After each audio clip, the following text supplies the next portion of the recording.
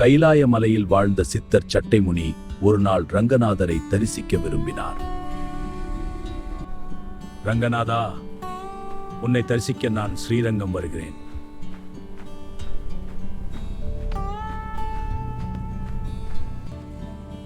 ஆயிரம் மைல்கள் பயணம் செய்து அவர் ஸ்ரீரங்கத்தை நோக்கி வந்தார்.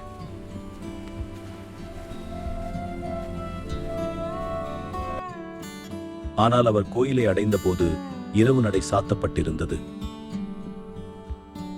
இவ்வளவு தூரம் வந்தும் ரங்கநாதரை பார்க்க முடியவில்லையே.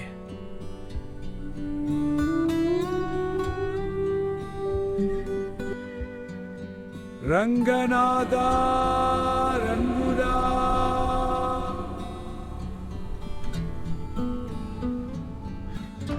அப்போது ஒரு அற்புதம் நடந்தது.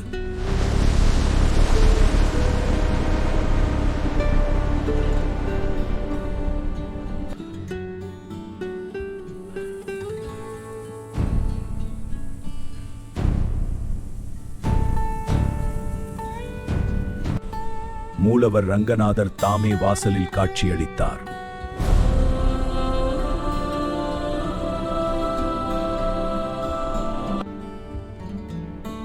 ரங்கநாதா,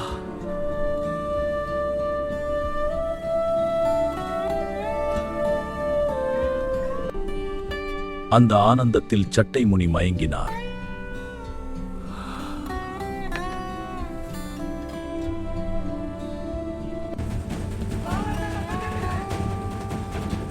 கோவில் மணி சத்தம் கேட்டிருக்கு.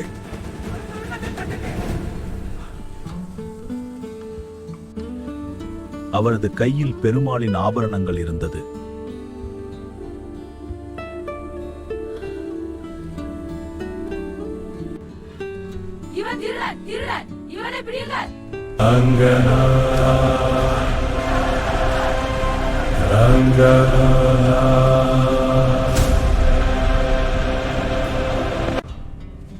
அவரை தூணில் கட்டி வைத்தனர்.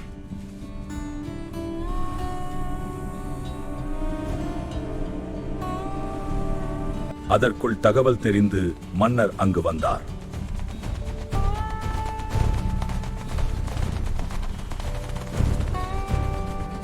கை கால் நன்றாகத்தானே இருக்கிறது.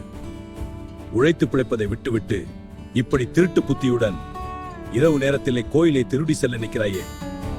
மன்னா, நான் திருடன் அல்ல, பெருமாளை தரிசிக்கவே வந்தேன். கோயில் கதவு பூட்டியிருந்ததால் வாசலில் நின்று மனமுருகி வணங்கினேன். கதவுகள் தானாக திறந்தன. பெருமாளை தரிசித்ததில் மெய் சிலிர்த்து மயங்கினேன். பெருமாளின் ஆபரணங்கள் எப்படி என்னிடம் வந்தன என்பது தெரியாது. ஆண்டாண்டு காலமாக நாங்கள் ரங்கநாதரை வணங்குகிறோம். எங்களுக்கு காட்சியளிக்காத ரங்கநாதர் ஒரு திருடனுக்காக எப்படியெல்லாம் பொய் சொல்கிறாய்? எங்கே மீண்டும் அவரை காட்சியளிக்க சொல்.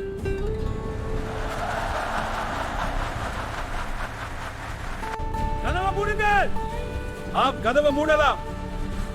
அனைவரும் எழுங்கள்.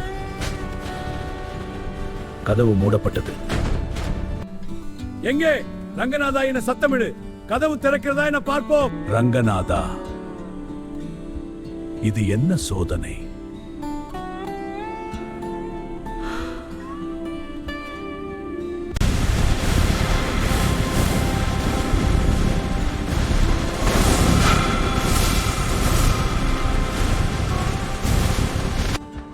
மீண்டும் அதிசயம் நடந்தது.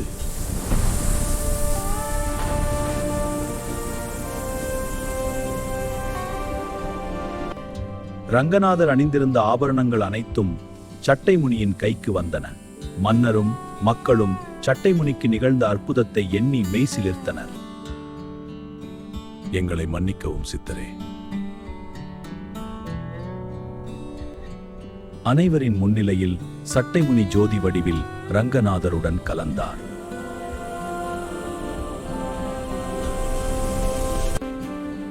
இன்று வரை ஸ்ரீரங்கத்தில் ரங்கநாதரை வணங்கிய நிலையில் சட்டைமுனி சித்தர் அருள் புரிகிறார். பக்தர்கள் முதலில் சிவன் கோயிலை தரிசித்து பின்னர் ஸ்ரீரங்கம் ரங்கநாதரை தரிசிக்கின்றனர்.